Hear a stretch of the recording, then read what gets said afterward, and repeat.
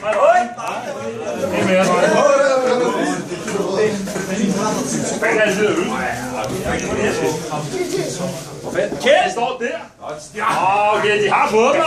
Kjeld! Hvor Kjeld? Kjeld var den eneste, der vidste var øl derinde. Nej, fuck dem, du Ole. Hej, drenge. Og tak for en god sæson. Tak for god støtte. Det var i hvert fald godt her i de sidste par kampe, hvor man kunne stå med hjertet lidt roligere. Vi plejer altid at udnævne en årets spiller,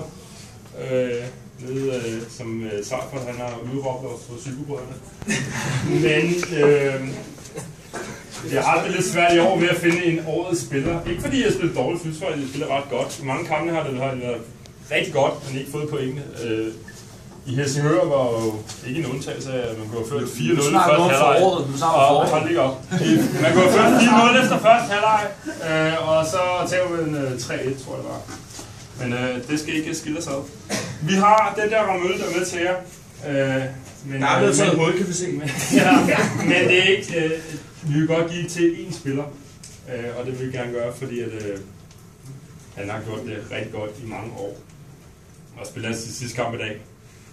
Så Morten Seifert. Yes.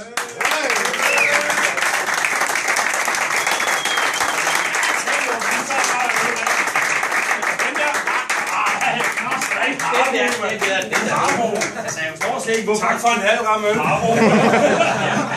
Det er de 3 små der. Det er pisse til at sætte. Så nøjes Morten. Tak for støtten.